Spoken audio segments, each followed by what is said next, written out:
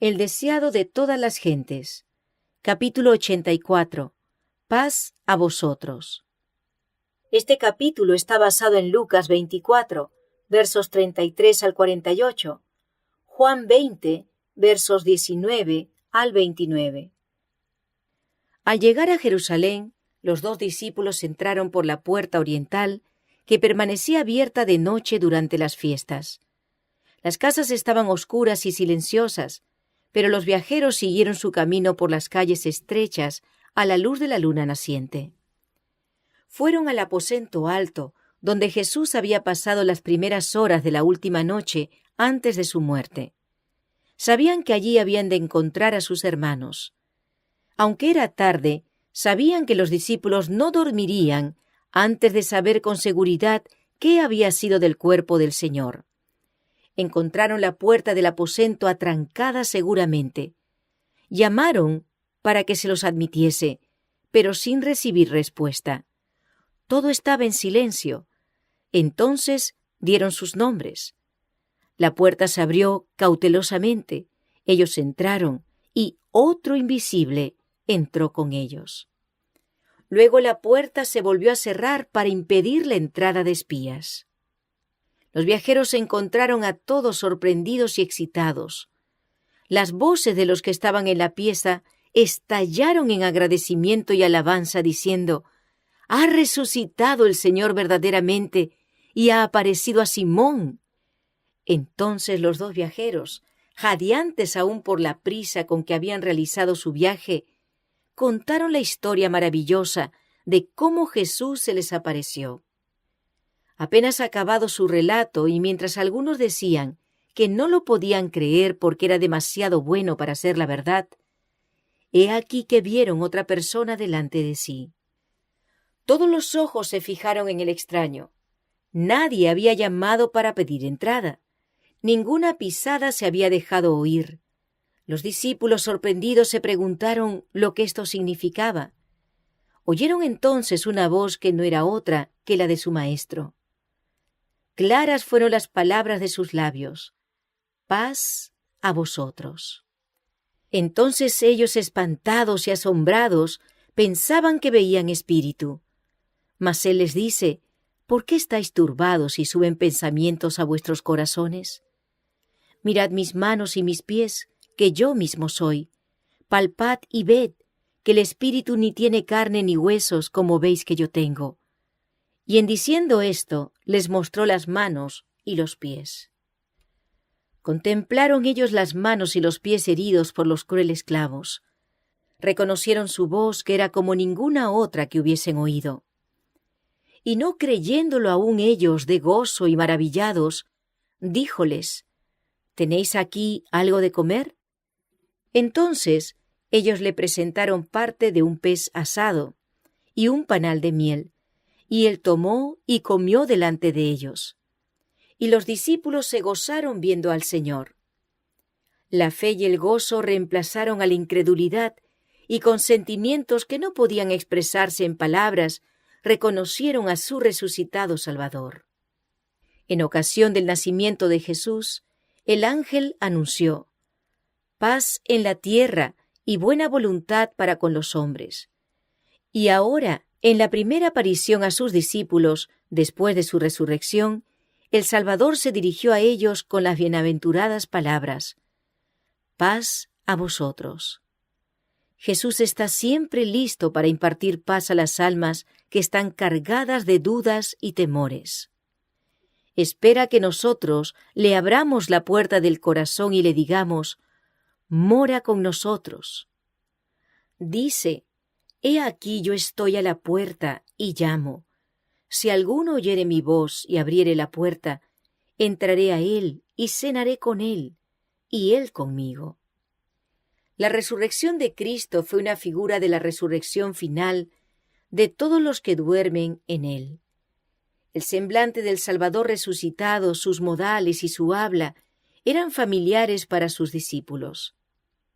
Así como Jesús resucitó de los muertos, han de resucitar los que duermen en él.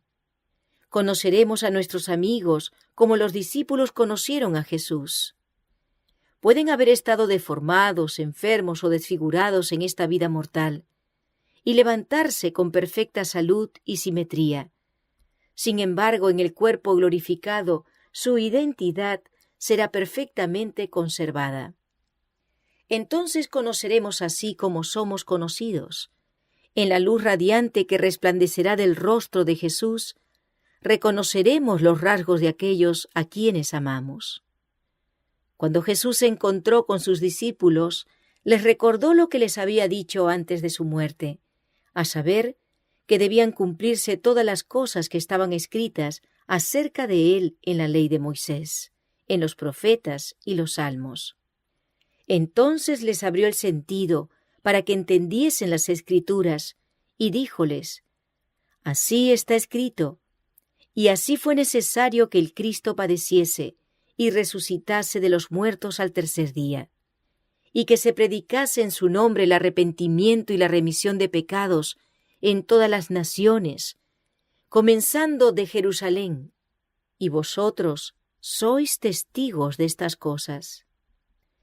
Los discípulos empezaron a comprender la naturaleza y extensión de su obra. Habían de proclamar al mundo las verdades admirables que Cristo les había confiado. Los acontecimientos de su vida, su muerte y resurrección, las profecías que indicaban estos sucesos, el carácter sagrado de la ley de Dios, los misterios del plan de la salvación, el poder de Jesús para remitir los pecados, de todo esto debían ser testigos y darlo a conocer al mundo. Debían proclamar el Evangelio de paz y salvación por el arrepentimiento y el poder del Salvador. Y como hubo dicho esto, sopló y díjoles: Tomad el Espíritu Santo. A los que remitiereis los pecados, les son remitidos. A quienes los retuviereis, serán retenidos. El Espíritu Santo no se había manifestado todavía plenamente, porque Cristo no había sido glorificado todavía. El impartimiento más abundante del Espíritu no sucedió hasta después de la ascensión de Cristo. Mientras no lo recibiesen, no podían los discípulos cumplir la comisión de predicar el Evangelio al mundo. Pero en ese momento, el Espíritu les fue dado con un propósito especial. Antes que los discípulos pudiesen cumplir sus deberes oficiales en relación con la Iglesia, Cristo sopló su Espíritu sobre ellos. Les confiaba un cometido muy sagrado y quería hacerles entender que sin el Espíritu Santo esta obra no podía hacerse. El Espíritu Santo es el aliento de la vida espiritual. El impartimiento del Espíritu es el impartimiento de la vida de Cristo. Comunica al que lo recibe los atributos de Cristo. Únicamente aquellos que han sido así enseñados de Dios, los que experimentan la operación interna del Espíritu y en cuya vida se manifiesta la vida de Cristo, han de destacarse como hombres representativos que ministren en favor de la Iglesia. A los que remitiereis los pecados, dijo Cristo, les son remitidos. A quienes los retuviereis, serán retenidos. Cristo no da aquí a nadie libertad para juzgar a los demás. En el Sermón del Monte lo prohibió. Es prerrogativa de Dios, pero coloca sobre la Iglesia organizada una responsabilidad por sus miembros individuales. La Iglesia tiene el deber de amonestar, instruir y, si es posible, restaurar a aquellos que caigan en el pecado. Redarguye, reprende, exhorta, dice el Señor, con toda paciencia y doctrina. Obrad fielmente con los que hacen mal. Amonestad a toda alma que está en peligro. No dejéis que nadie se engañe. Llamad al pecado por su nombre. Declarad lo que Dios ha dicho respecto de la mentira, la violación del sábado, el robo, la idolatría y todo otro mal. Los que hacen tales cosas no heredarán el reino de Dios. Si persisten en el pecado, el juicio que habéis declarado por la palabra de Dios es pronunciado sobre ellos en el cielo. Al elegir pecar, niegan a Cristo.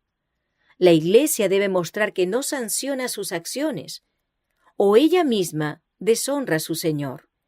Debe decir acerca del pecado lo que Dios dice de él. Debe tratar con él como Dios lo indica, y su acción queda ratificada en el cielo.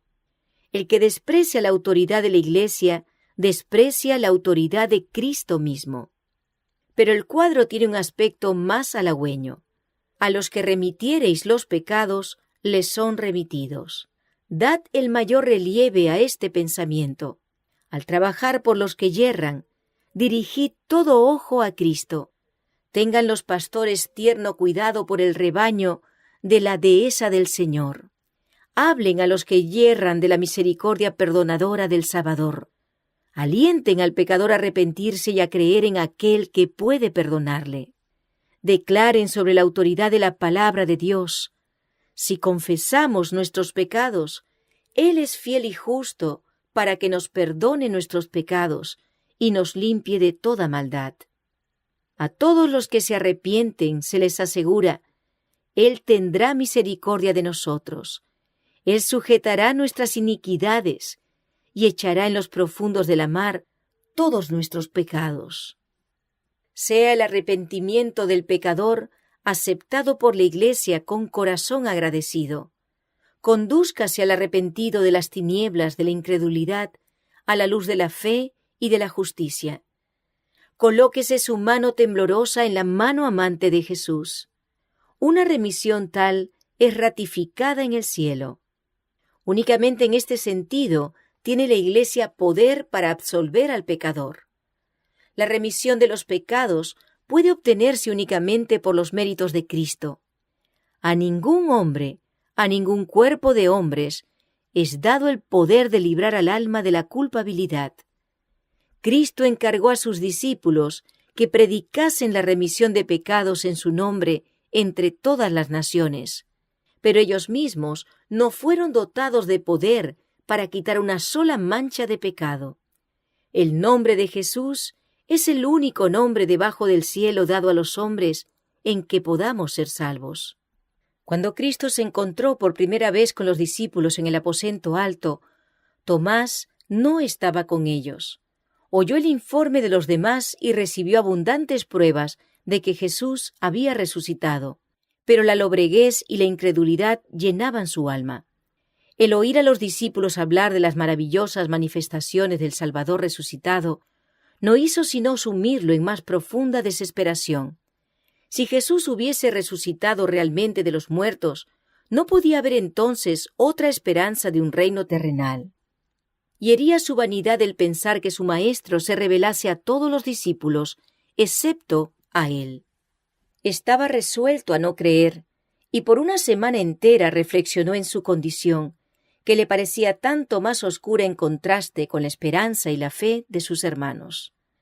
Durante ese tiempo, declaró repetidas veces, «Si no viera en sus manos la señal de los clavos, y metiere mi dedo en el lugar de los clavos, y metiere mi mano en su costado, no creeré». No quería ver por los ojos de sus hermanos, ni ejercer fe por su testimonio. Amaba ardientemente a su Señor, pero permitía que los celos y la incredulidad dominasen su mente y corazón. Unos cuantos de los discípulos hicieron entonces del familiar aposento alto su morada temporal, y a la noche se reunían todos, excepto Tomás. Una noche, Tomás resolvió reunirse con los demás. A pesar de su incredulidad, tenía una débil esperanza de que fuese verdad la buena nueva. Mientras los discípulos estaban cenando, hablaban de las evidencias que Cristo les había dado en las profecías. Entonces vino Jesús, las puertas cerradas, y púsose en medio y dijo, «Paz a vosotros». Volviéndose hacia Tomás, dijo, «Mete tu dedo aquí, y ve mis manos, y alarga acá tu mano, y métela en mi costado, y no seas incrédulo, sino fiel». Estas palabras demostraban que él conocía los pensamientos y las palabras de Tomás.